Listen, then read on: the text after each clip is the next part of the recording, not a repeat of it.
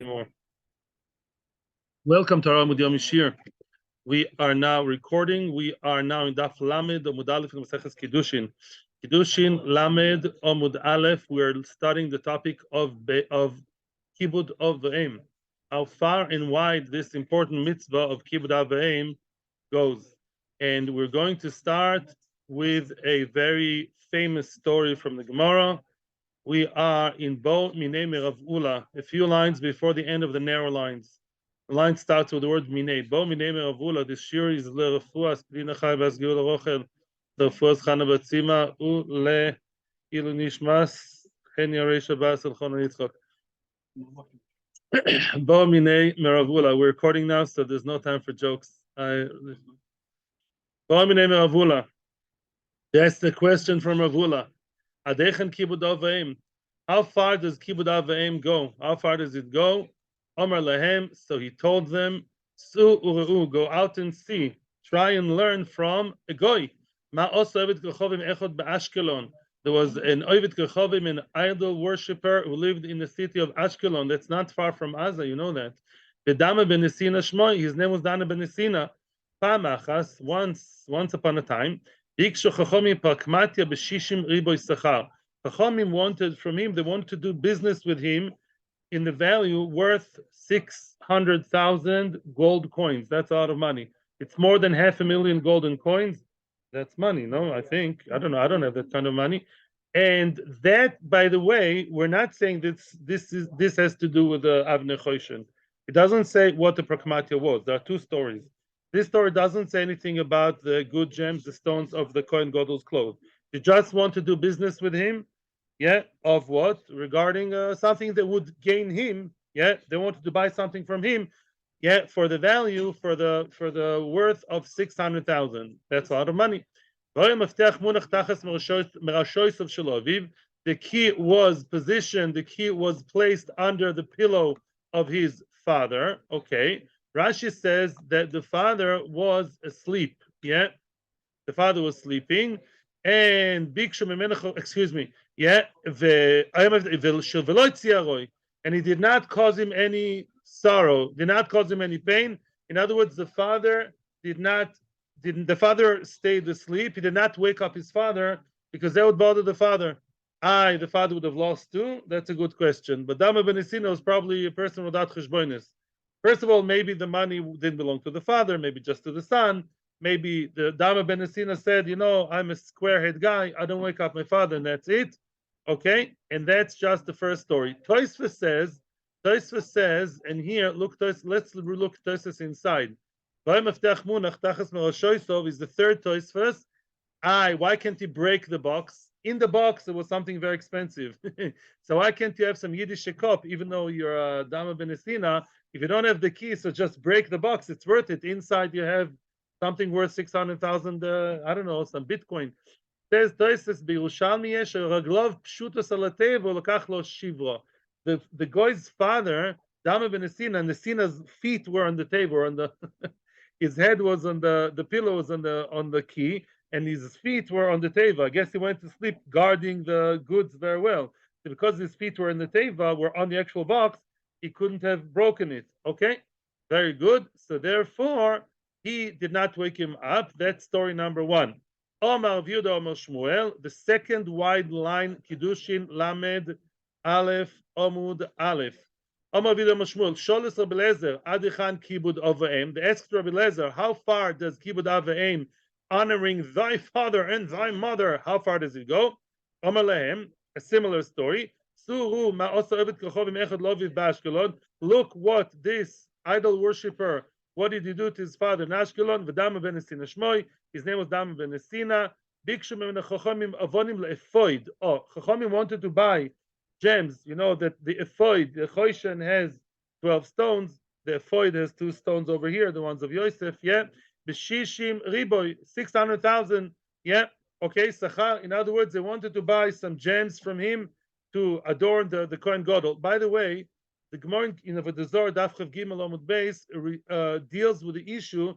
It's not supposed that you can buy from a goy something that would go to Beis Hamikdash. That's a question which Gemara discusses there in the Zohar. They converted it, I think. In other words, A guy himself cannot dedicate something for the Kohen Gadol, but that's besides the point. We deal with that. What? Something like that, yeah. Now, Rav Kahana matni b'shmoinim riboy. Rav Kahana said it was 800,000. Riboy is a ravova, 10,000. 80 times, yeah, 800,000. Same story. The key was under the head of the tate of Mr. Nesina. He did not wake him up. He says, "I'm not waking up my daddy," and that's it. Yeah, whatever may happen, come what may. I don't wake up my father, even if I lose a lot of money. What happened the following year?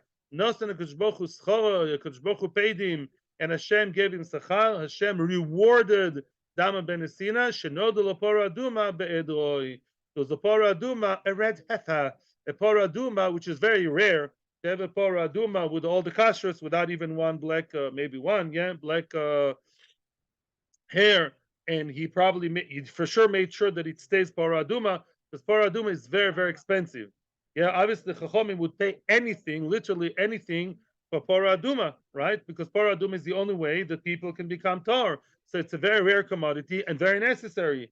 So what happened then? Nichnesu chachmei Yisrael etzloi. The chachomim of Israel, yeah, the leaders of the nation came to Dama ben Esina. They wanted now to buy the pora aduma from Dama ben Esina. How much would they pay? Endless, priceless. Amar lahem, says Dama ben Esina to them, Yodeani bochem, I know about you, I know you people, I know that Shimani mevakesh mikim kol moment sheboilam atem noislim li. I know that if I wanted to, I could ask you for any amount of money, you'd give it to me. Pora aduma is rare, necessary, I have the cards in my hand. Yet, ella, but nevertheless, einan mevakesh mikem elo oisa moment shifsaditi b'shvil kvoid abba. All I'm asking for you is the money that I lost because of respecting my father. In other words, that 600,000 or 800,000 which I lost last year, because meanwhile they probably got the stones elsewhere, right? In other words, not waiting for him. And then what happened next? I lost the money. Then the paraduma is born. I'm asking you just to give me the 600,000 or 800,000. That's all. Two things. One idea which I once read, I don't remember where, that pora aduma is the most, literally, is classically the most illogical mitzvah. We have no idea how pora aduma works, and also pora aduma, betames etoiri, metaris etmeim, right? In other words, it works the other way around. Yeah, it purifies the impure and impurifies the pure. So pora and mitzvah kibbud aveim, on the other hand, is the most logical one. Really, why did Dama ben Esina? He didn't have to. Why are goyim, I would say, recommended, or why are they? Why is it considered praiseworthy for a goy to be mechaved his parents? So it's menschlichkeit. They worked for you your entire life. They brought you to the world. They did everything for you. So now we give them covet back. It's not always the story, by the way, but that's one way of looking at kibbud aveim. And the Torah wants to tell us kibbud aveim is compared to paraduma. The most logical mitzvah, the most illogical mitzvah are one and the same. Why? Because they all come from a Kadosh Baruch Hu. Yeah, you have to be Mekayim Kibbud Avei, Mekayim Pora Aduma without cheshbonos. Let's say your parents were not nice to you, really not nice to you, not like people say today. Yeah, they abandoned him. You still have to do Kibbud Avei. Yeah, Kibbud Avei is even if your parents left you when you were a baby in a train station. Yeah, and then you found them. You still have to give them covet. Either were nasty to you, Pora Aduma. Pora Aduma. The idea in general makes sense. Akor Satoiv. Yeah, they're part like a Kadosh Baruch Hu. But the fact that it brought you to the world with a Kadosh Baruch Hu, that's big enough. And enough of a reason to respect them. V'omar Bichanina, Bichanina is adding on to that. Umami she'einu mitzuva v'oise kach. If a person who's not commanded on kibbud aveim, kach, he gets such sachar.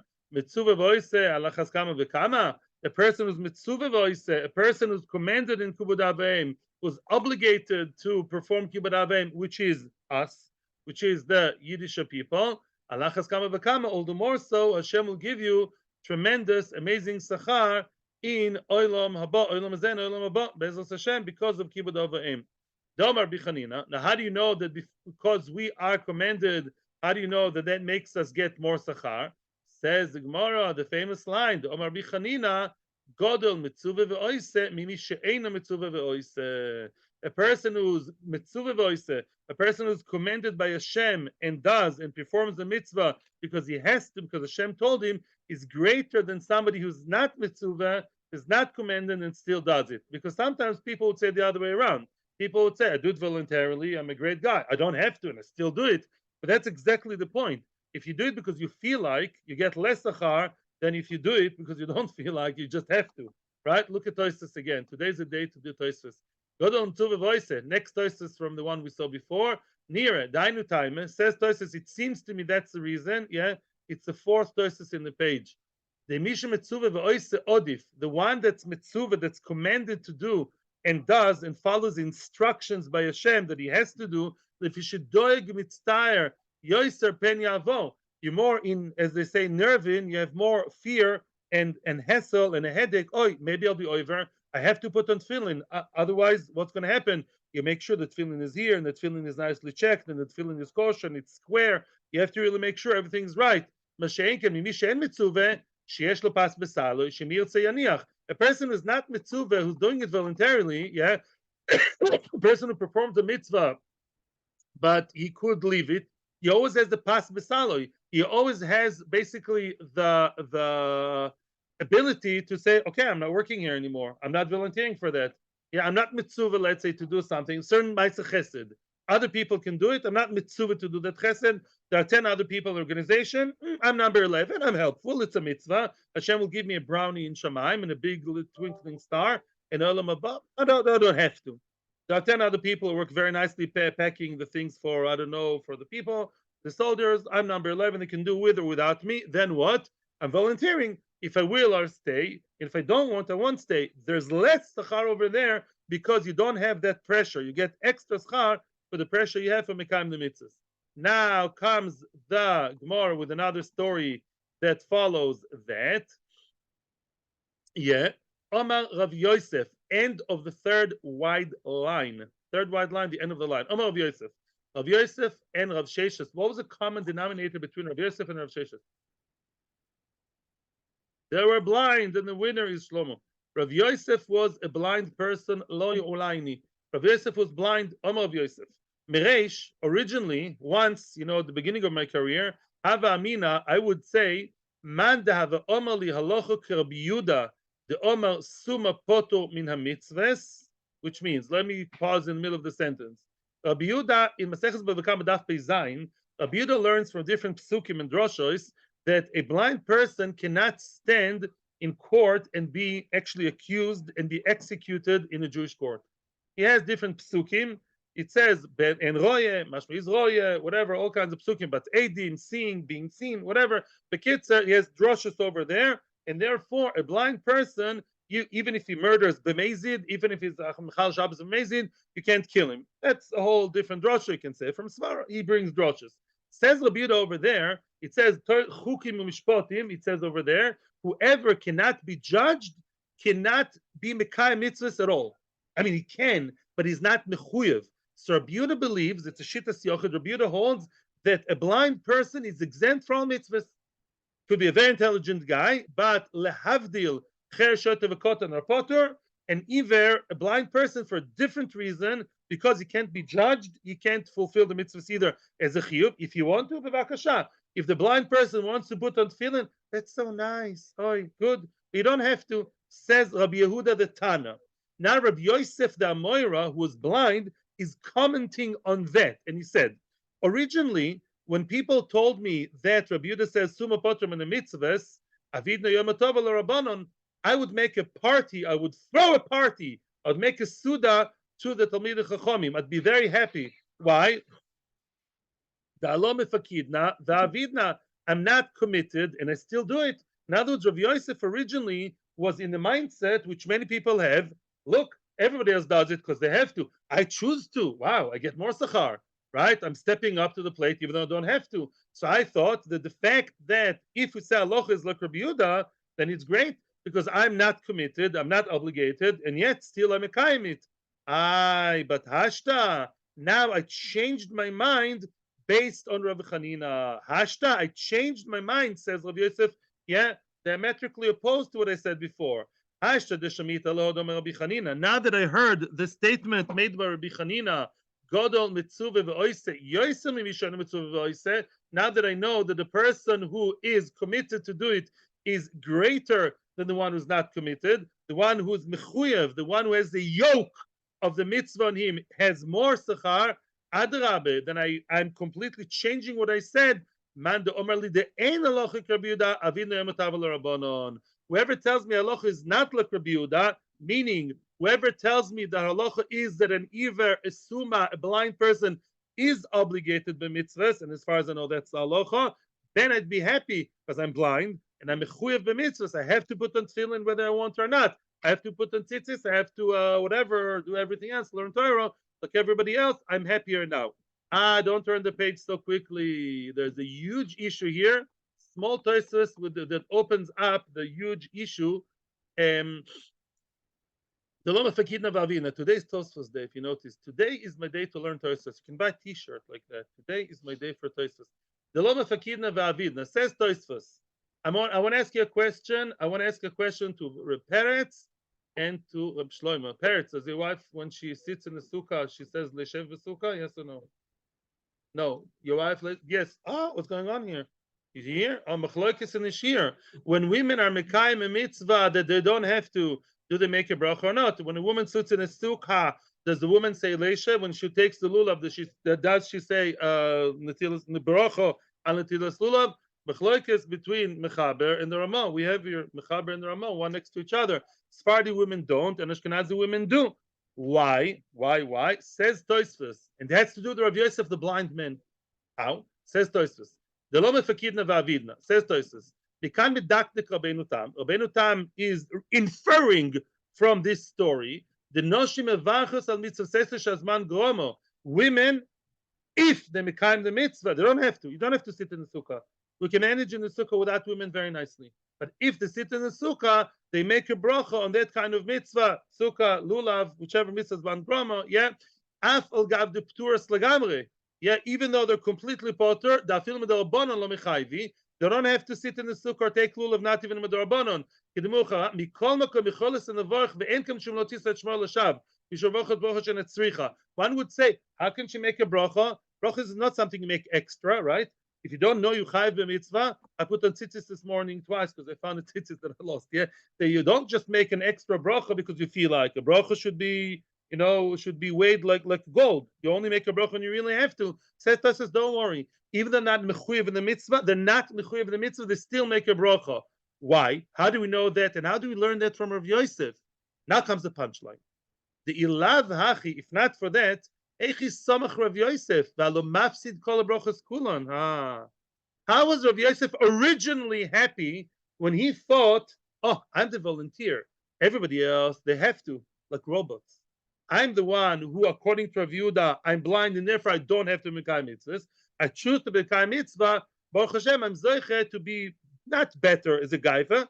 I'm a better mitzvah than everybody else. Says, excuse me, Rav Yosef, what about a bracha? If the person who's exempt from the mitzvah puts on tefillin and doesn't make a bracha, he can't say that this is better than everybody else. The Gemara in Bava Kama, I think in Daf Lamed says, whoever wants to be a chosid, not necessarily the shtreimel, whoever wants to be very close to Hashem should be medaktik in brachas, make more brachas. You happy that everyone says bracha and you don't? Therefore, by default, must be what says Tosfos. Rav Yosef, although it was completely exempt, nevertheless, he made the bracha. So to women who are exempt, they still make a bracha. Peretz is now upset. I'm joking yet. Says the Ran, a huge piece of Ran over here. Says the Ran, a lot of back and forth. The Ran says women are not chayv midorabanan. Rav Yosef was chayv midorabanan. That's what Tosfos says. Tosfos says even if we say a blind person is not mechuyev b'mitzvahs, midorabanan he is. He compares him to a cotton that makes brachas. Whatever. It's a whole story. The Shenken women are completely exempt for sukkah from lulav. They don't make a bracha. That's the machloikis. The hashkofa behind the machloikis is if you see the mechaber in the Ramah, somebody there says, what's v'tzivonu? The mechaber says you can't say v'tzivonu because they were not commanded. How can a woman say v'tzivonu? I was commanded to sit in the sukkah. Lady, you weren't. Don't be upset, okay? But Lamaisa, you weren't. Yeah, don't tell the feminists, but you're not mechuyev in lulav and sukkah. The Ramah side says no. V'tzivonu means the Jewish nation. We as a nation, meaning my husband, my son, as a nation together, we're all commanded to do the mitzvahs, and therefore I too, sprint the hente, to I also make the bracha, even though I personally wasn't there. That's the general shkofa. There's a lot more, and believe me, we could have spoken much more about it, but there's no time. He also Avdimi, who?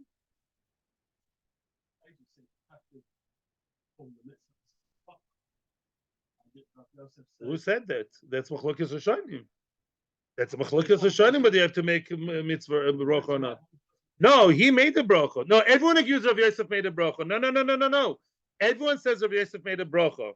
Tosa says that he's not mechuyev at all, not even midrabanan, and he still makes a bracha.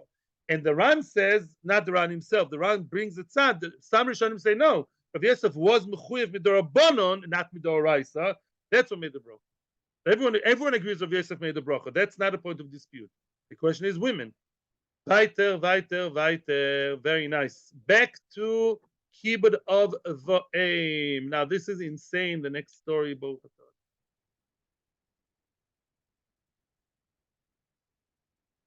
Kiyoso of Dimi Omer. When Rav Dimi came from Eretz Yisrael to Bavel, he said the following: This Dama Ben Esina, it's another story about him. He wasn't a poor guy. You figure that out, right?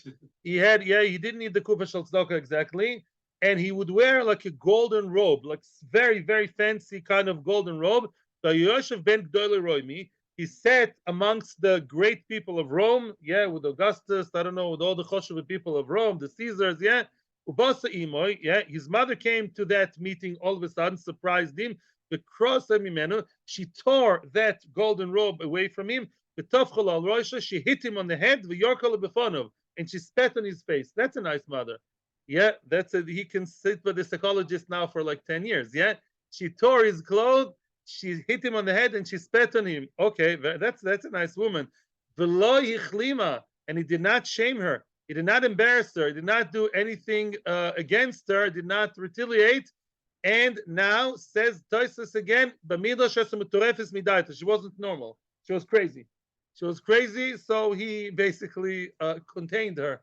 Didn't do anything. And there's another girsa that says that basically her gown, her scarf or something fell off her while she was in action, playing, in the boxing ring. Her thing fell, and he picked it up and put it on her.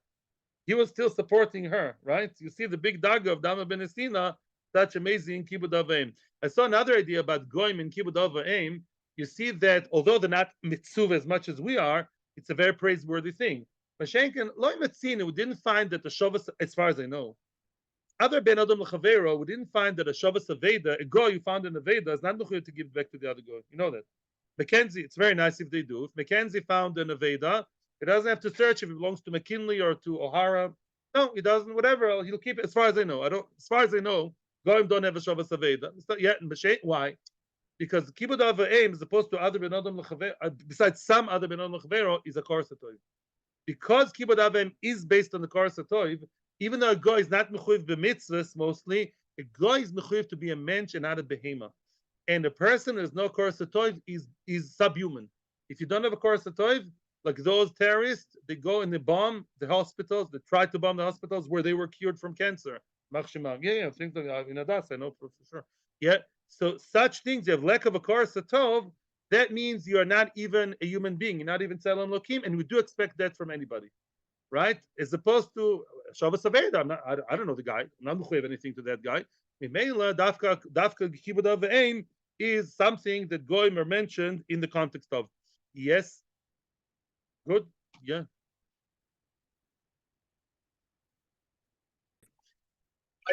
Tani Avimi Breda Biabo. Avimi, the son of Rabbi Abo. Remember the name because we're going to have more than one story about them. The father was called Rabbi Abo. The son is Avimi. And he taught us the following brayso. Yesh machil aviv pasyoini v'tordo min oilom. Sometimes you could have a person, a son, who feeds his father very fancy food, gourmet, 5-star cordon bleu, food such as pasyoini, pheasants, the bird, which is like the Slav, like quail, pheasant. And yet toward them in oilom. In other words, Hashem will take him away from the world. He's not doing kibbud over aim, although he's feeding his father fancy food. He's doing it in a way, as we're going to see, that is opposed to kibbud over aim, as will be explained.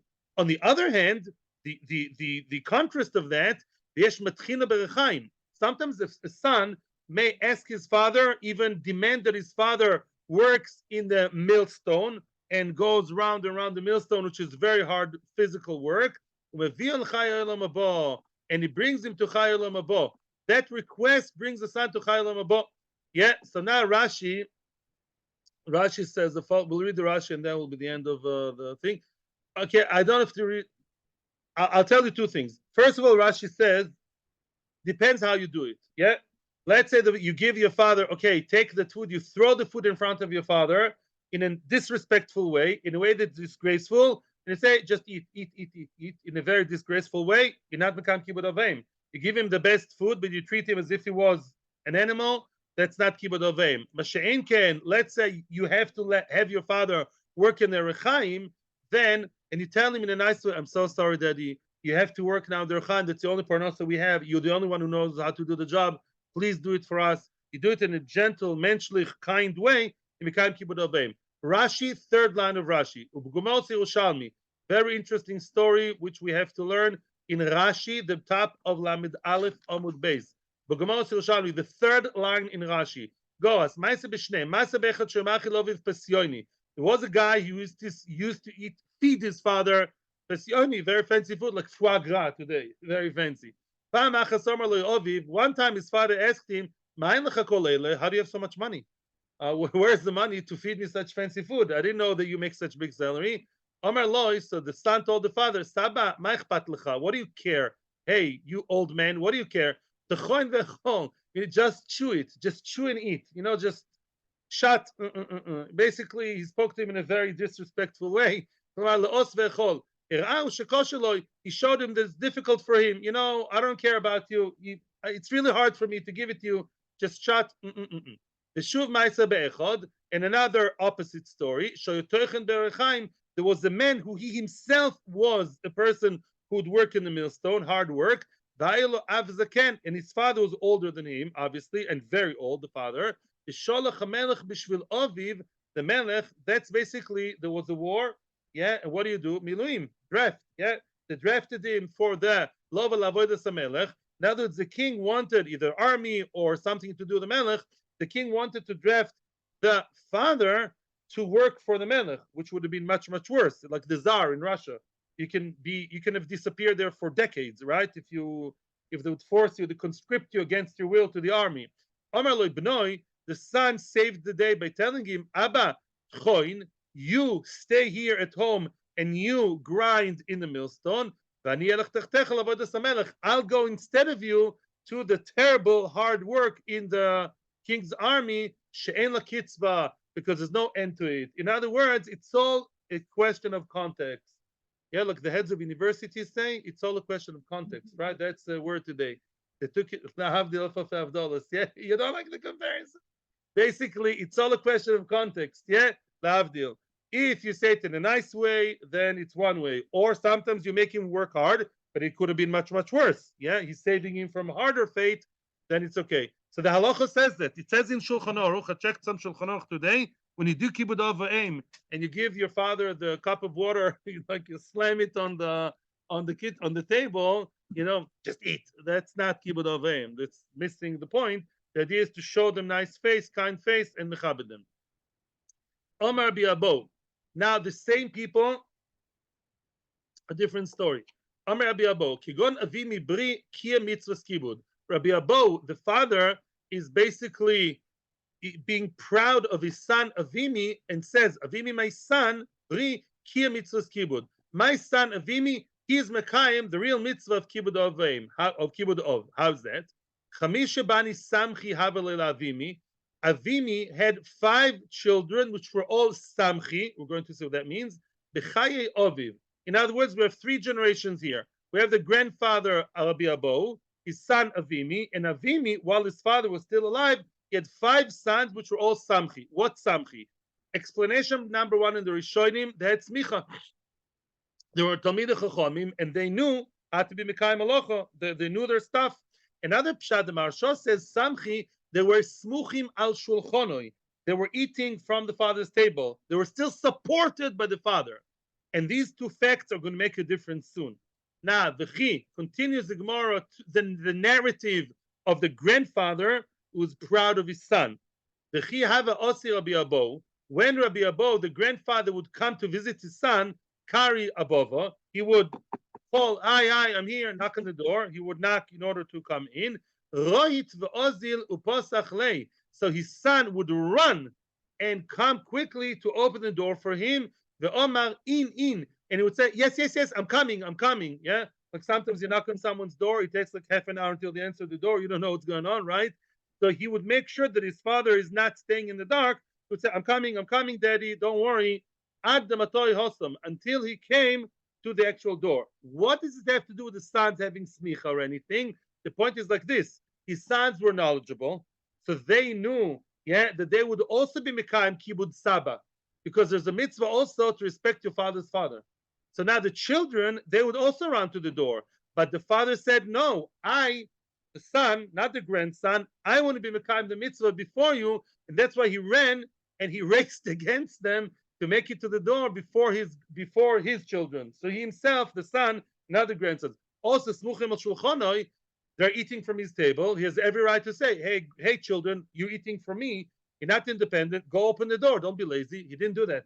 He wanted to become the mitzvah kibodav beguf for himself and not send a shliach, which is the son. And that's the great thing about him. He did it quickly, with alacrity, and he did it himself without sending the messengers, his children. Yomi Chad, one time, this is now a third story about the same people. Yomi Chad, one day, Omerle Ashki and Maya, he asked the father, Rabbi Abo, asked Avimi, give me some water, bring me some water to drink. Aida Aisile, until he brought him the water, Nimnem. He started sleeping. He was like, dozing off. So now he's standing there with a cup of water, and his father is like asleep. What is he going to do? Wake him up? No. Go back? Maybe he's going to wake up any second. Any second he can go back. He can wake up, and then he's not going to have the water. Gochin kai ale gochin. He crouched over him. He bent over him. Kai ale, and he stood over his head. Ad the ita, until he woke up. We don't know how long that was, but probably a long time. And he just stood there with a cup of water, in like a ready, steady go kind of position, that the second the father wakes up, he can give it to him. What siyata dishmaya he had? What did he get? Sachar is that Hashem helped him as a compensation for that reward. Istaya milsa, he had a special siyata dishmaya with something. Milse the dorash avimi mizmor laosov. In other words, there is a mizmor in Tehillim, mizmor laosov elokim bo goyim benachalosecha. It's a very sad song. It's a sad psalm, Tehillim, that describes the Churban, the description, and it's called mizmor laosov. Why is it a mizmor? Mizmor is a happy tune. Mizmor laosov should be kina laosov. Nobody ever understood it. And in that moment of inspiration, of waiting for his father, mamish like a lowly slave, to be by his side, at that moment he got that epiphany from Hashem, and he realized what this pasuk is about. And what's the answer? The answer is, as we know, that it's good in a way. Beis Hamikdash was destroyed because it's better that Hashem basically kila chamosoi beitzim avonim, not by people. Hashem destroyed Beis Hamikdash, which is stone and wood, and not kill people. If not for Beis Hamikdash, many more people would have killed. Now, Tosfos says something beautiful, and I don't know if I have time for more Tosfos. I'll say it outside, and that connects it also to Kibbud Av V'Eim. Asaf, that Levi who composed that Mizmor, he was a descendant of Korach, and this Mizmor was a tikkun for Korach, was a way to correct the horrible sin of Korach. How was that? Because some of Korach's children were saved. And that's why his great-grandchildren, Shmuel was from him and other Levim. Says Tosfos something very nice. It says, why is it Mizmor Lo'osov? Says Tosfos a story. Once there was a shifcha, a lowly, poor woman, and she went to the pit, to the well, to draw water, and her very simple jug fell into the water. And nobody cares about that. She is like a nobody for everybody. Then came the king's shifcha, came the king's servant with a nice golden royal vase to draw water, and hers also fell. So said the shifcha was happy. She said, up until now, nobody would siphon out, nobody would taken out, drawn out my little thing, my small plastic Tupperware thing. Now the princess, she lost her thing. That's already national news. And they're going to call the police and the firearms. They're going now to get her out. Mimela, mine will also come out with it. Yeah, once the search for hers, the search for mine too. Says Osoph, Bnei Koirach were swallowed in the ground. They were, in the ground. And now they saw that Tovu Ba'oret She'oreh, says in the Mizmor, the Beis HaMikdash's She'orim, the Beis HaMikdash's gates, where they sunk into the ground. So now Bnei Korach said, oh, how good. Whoever will make sure that the Beis HaMikdash will come up from the ground will also make sure that we're going to get out of the ground. Mimela, and that was Osoph praying to Hashem, thank you Hashem, now Beis HaMikdash is destroyed, so too my ancestors will also be saved together with Beis HaMikdash. There's a connection to a grandson, Mechabed, a descendant, Mechabed, his earlier generation. Omerle Rav Yaakov bar Avua la'Abaye. Rav Yaakov bar Avua has now a problem. How do you react to parents who are too nice to you? And maybe they're being disrespectful to themselves. Kigoinano, look at me, my case. The Ad Ta'asinu Bei Rav, when I come from the yeshiva, my parents really admire me. Their son, the Talmid Chacham. They didn't say my son, the doctor. My son, the Talmid Chacham. And you know how they respond, how they react when I come home? Abba madli likasa. My father brings the coats for me, brings up a cup for me. The ima mozgoli, and my mother, she mixes the wine and the water for me. So they give me so much covered. Echi abid, what shall I do? In other words, maybe they are not respecting themselves. I'm enjoying their service. Maybe it's a problem. The exact opposite of the way people think today, obviously, right? This is completely against the Western world shtuyot. Yeah, like you'd have to feel lo naim when your parents do too much for you, not the other way around. Omar lei, so listen to the answer, and this is a Shulchan Aruch. Me'imcho kabil. From your mother, you should accept. Why? Because that's her fun. Your mother wants to respect you, let her. For her, that's respect. She's having fun serving you. Great. People have different ways of fun. She's a good Yiddish mamit. Ume'avuch loy tekabel. From your father, you should not accept. Why? In other words, because your father is a ben Torah, your father is a Talmid Chacham, Mimela, although he says he likes it, Talmidei Chachamim have more of subconscious akpodas. Talmidei Chachamim, they have a little bit more of, there's covered the Torah. It's not just him, it's the Torah. So Mimela, even though he does it with a big smile, maybe inside he's not so happy about it, so don't accept from him. That's what Shulchan Aruch says. Shulchan Aruch, to accept from a mother, if your father is a Talmid Chacham, don't accept covet from him, because although he says that's his fun and that's his good and that's his pleasure, you never know. Rabbi Talfoin. This story like Dama Benitzina is another one I heard when I was in kindergarten. Rabbi Tarfon Haveli Ai Ima. Rabbi Tarfon had a mother who, there's a version, there's a Girsa that says he had an Ima Zakena. He had a very old mother. They call Emes Davis by Lamisak Lepuria. Whenever she wanted, what's Lamesak? To go up Lepuria, which is the bed. Her bed was too high for her. Whenever she wanted to go up to her bed, like a bunk bed maybe, I don't know, she had like a higher bed. Gachin v'saliklo. He would basically, Rabbi Tarfon Etana would crouch on the ground like the Havdil, like a footstool. He would be her footstool. And she would step all over him, literally, and go up to the bed. Okay? Because Emas Davas Nachis Nochasasiluye. When she wanted to get off the bed, out of the bed, which was also too high, she was old, she needed the help, so she would go down on him, put her feet on him, and then go down. Wow.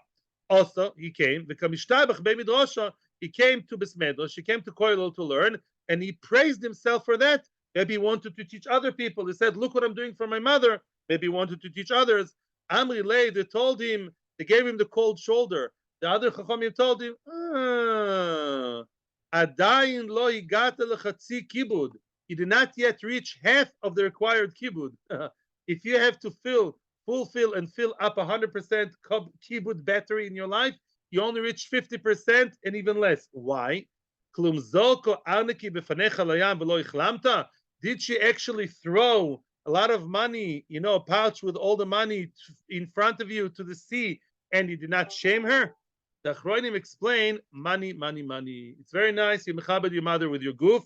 Many times people feel bad when it comes to spending money on the parents, but the parents, they feel that the parents spend too much money on their expense, and therefore say the Chachamim told Rabbi Tarfon, Lamaisa, you're not spending money on her yet. And if she would really throw your money in your face to the ocean, and in a way that's very disgraceful, and you would have kept quiet, not say anything, that would have been. And I think that's what I remember what's learning in yeshiva. For your darga, he got to your level of kibbud avim. That's what's required. Because you're a betarfon, we expect of you to do that. But as far as I know, that's halacha also. That's halacha also in Shulchan Aruch. Even if the father makes you lose a lot of money, as we're going to see later, but you can avoid such situations to begin with. But once the father did it, you can't be angry with him. You can't shout at him. He can, a son, by the way, can take his father to Beis Din. We saw that in Bava Basra. And take him to Beis Din. But don't be machlim. Don't shame him. Don't shout at him. You can, respond quietly. Rav Yosef, next story. Rav Yosef was, as we said, was blind. Loleno. Yavashama kar ime. Rav Yosef not being able to see, but he would hear very well.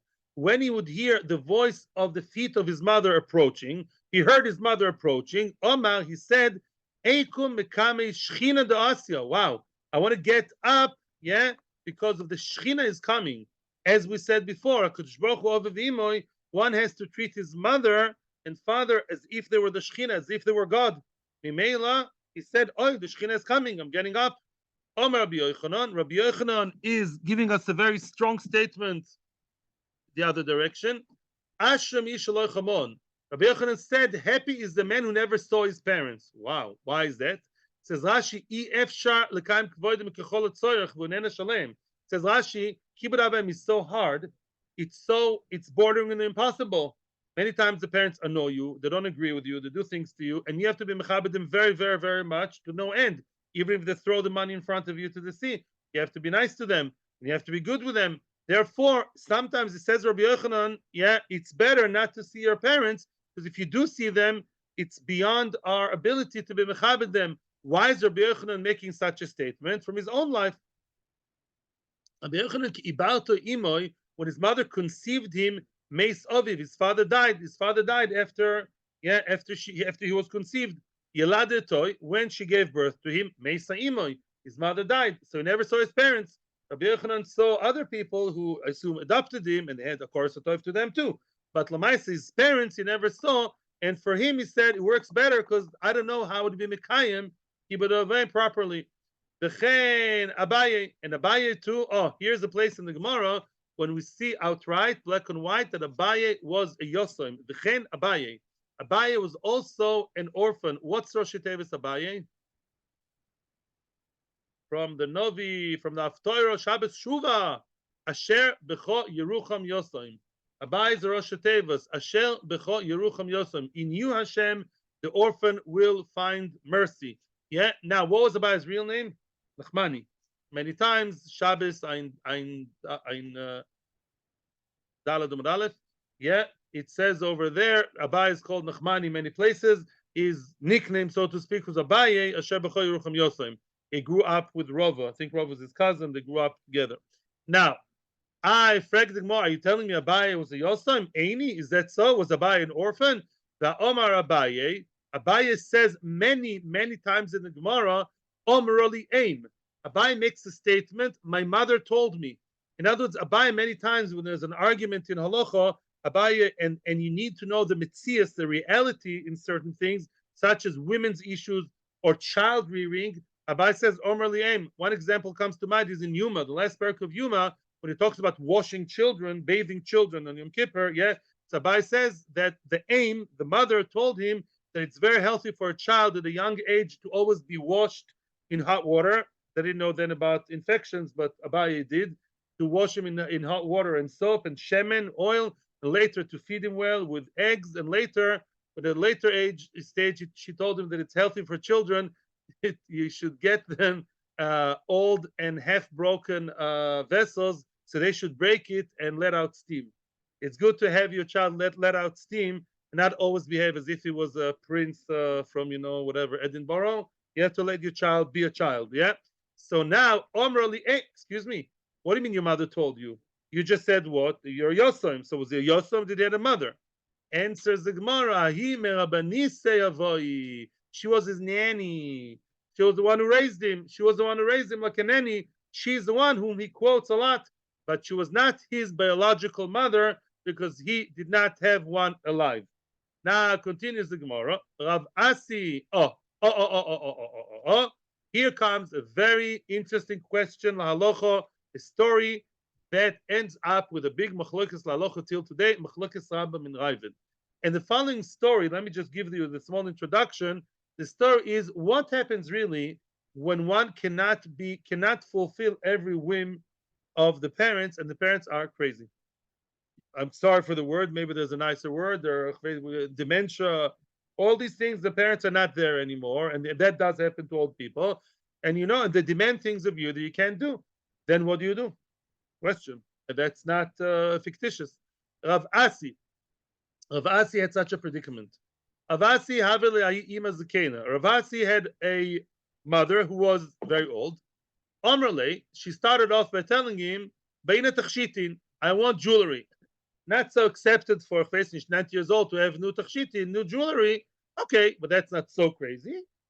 That's still beseder. Ovedlo, he created tachshitim for her, came back from Koilol, he made tachshitim himself, nice jewelry for his mother.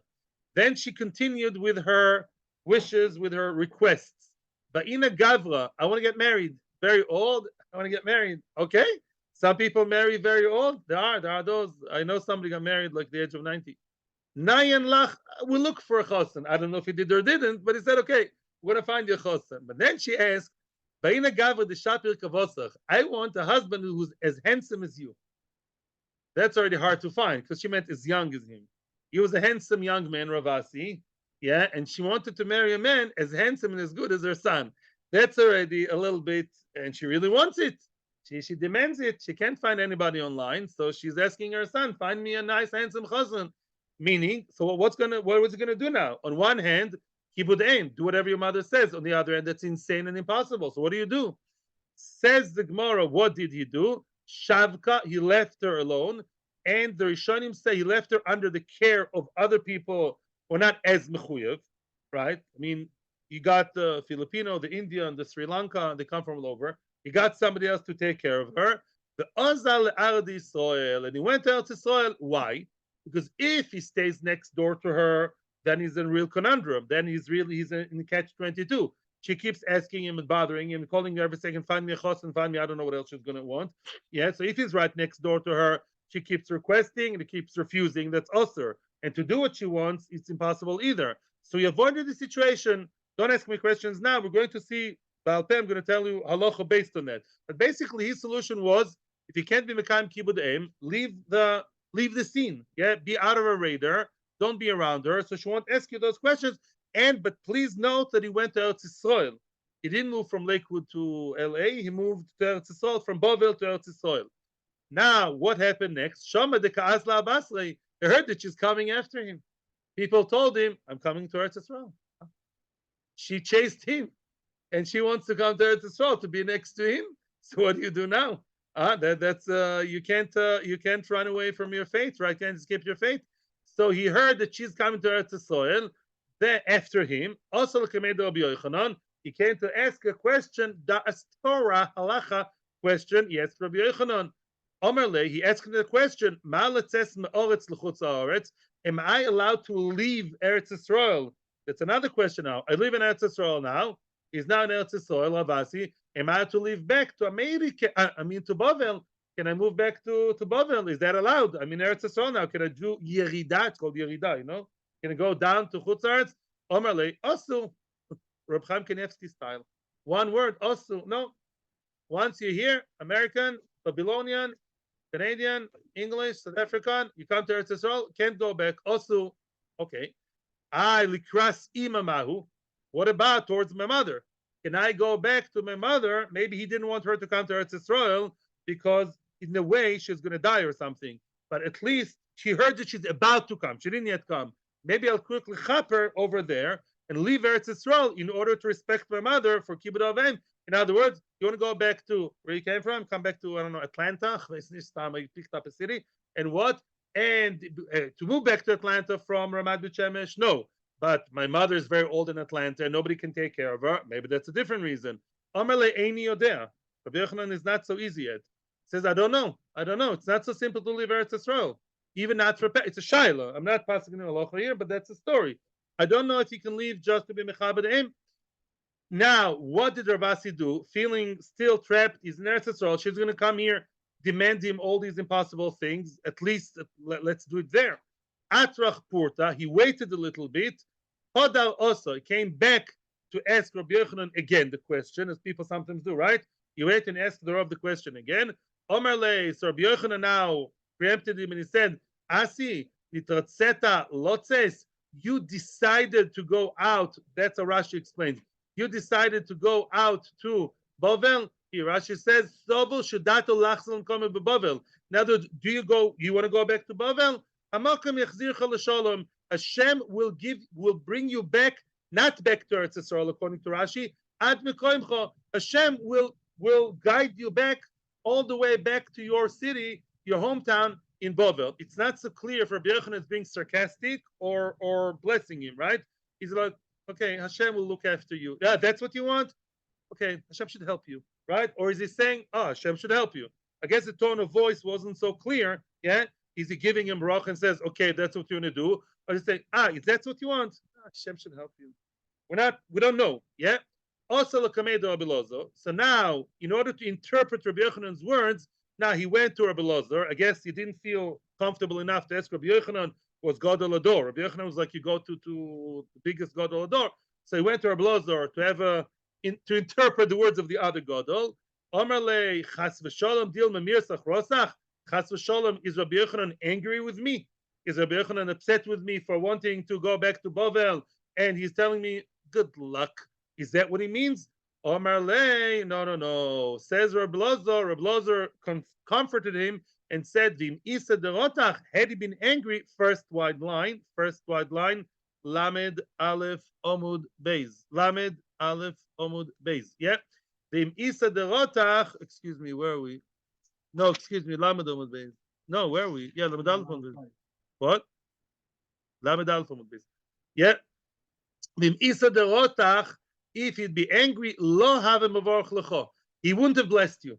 If he'd be angry with you, he wouldn't have given you the bracha. The bracha was real. If he told you Hashem should be with you, he means it. He's not being sarcastic.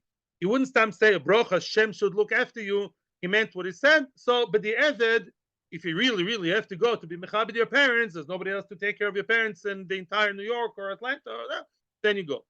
Meanwhile, what happened? Shama la'aroin dekosi. He heard that she was nifter, and her oroin, the burial, the oron, the coffin is going to come. And the question is now, she's still in Bavel, and he doesn't want to know. Now, it sounds like that he missed the Levaya, because the next sentence is going to be in past tense. Omar, says Ravasi, Iyadi, had I known, loy nafki, I wouldn't have gone out. What does it mean? Most Rishonim say, Yadi Nafki means even if the Levaya was in Bavel, she didn't make it to Eretz Yisrael. She was planning to, but didn't yet move. Yadi Nafki means what? If had I known of the Levaya, I wouldn't have gone. I wouldn't have gone to her Levaya. Why? There's a mitzvah to go to the Levaya, but the Rishonim say Levaya of a parent is not as much as mechabedim while he's alive. And one of the Rishonim says, I don't remember who. I saw a lot of material here. I don't know who says what. It doesn't justify going to Chutz La'aretz. Wow. Now, to be mechabed your parents to go to Chutz La'aretz, people go. But just to go to the Levaya of a parent to Chutz La'aretz is not justified. I'm not saying halacha l'maisa. I know people do it all the time. I'm just saying that's what it says in the Gemara. Yeah, iyadi loy nafki. In other words, as much as Ravasi was very strong with kibud aim, the whole life he had that turmoil, this whole avalanche within his heart. But once she's nifter, that doesn't justify going out. Says the Rashash something else. The Rashash says, that's what I thought. I was mechabin to the Rashash. Iyadi loy nafki means, had I known that she died, I wouldn't have left the first time. Had I known that she wanted me so much, she's mamish clinging to me and running after me, and my absence caused her death in a way, possibly. Had I known that, I wouldn't have gone out to begin with. The first time, I would have gone to Eretz Yisrael. Now. Machlokes Rambam and Ravid. The Rambam says, The Rambam says that this story is la halacha. If a person sees that his parents are, excuse me, not all there, and they demand things and he can't do it. I heard a story, like actually from a goyish person, like they'll bring him new glasses, bring her new glasses, she would break them and demand new glasses almost every day. I'm saying I don't know what to do, but she's gonna. So I'm saying all these funny situations, yeah. The Rambam says, yeah, the Rambam says, if you don't, so the Rambam quoted by other Rishonim, if you see that things just don't work, you leave him under the care of old age home, care of Filipino, care of whoever, maybe other siblings, they know how to manage better, and you get out of this, run away, get out of the situation. The Ravid says no. The Ravid argues and says no. You still have to give them covered. I'm not sure how the Ravid would manage it according to him, but the Ravid doesn't agree. The Ran asks, excuse me, the Ran asks on the Ravid. The story says not like you. Says the Ran to defend the Ravid. He says no. You went to Eretz Yisrael.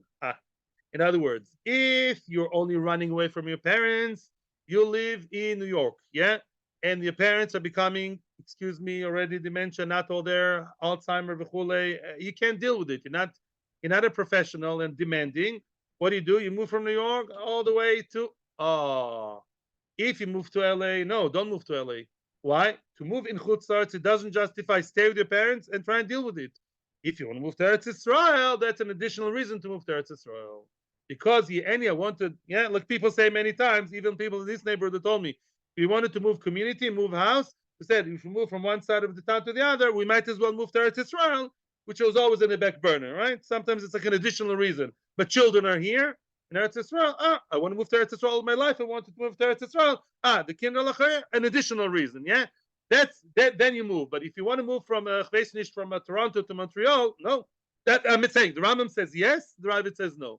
I'm not the poisik. I'm not telling you, but that's. I think Shulchan Aruch, as far as I remember from a vague memory, he says, yeah, you are allowed to move or leave them under the care of other people, less mechuyev, and don't be in that situation of you all the time having to disobey them. I'm not saying halacha l'maisa. This is general halacha. Obviously, every question should be asked a competent posek. Yes, Baruch, Burich. So nice to see you here. So nice to see you today, not just on the phone. Roy Panecha Lo Tilalti. Baruch is here. Peanut Gallery. Thank you very much. Tomorrow we're going to see Mirza Hashem. What happens after one's parents pass away? Yeah, parents are nifter. Do you still have to be mechabed them? And if yes, then how? May we live long lives. May we live to see Mashiach very soon. And thank you again to our viewers on Torah Anytime, YouTube, Zoom, phone, and all of you here in person. Thank you. Atzlocho brocha. Kiddushin Lamed Aleph Amud Beis. Lamed Aleph Amud Beis. Yes, Lamed Aleph Amud Beis, wide lines. Thank you and Atzlocho brocha. Good day. Say, if you have parents who are alive, call them now to say I love you. Atzlocho.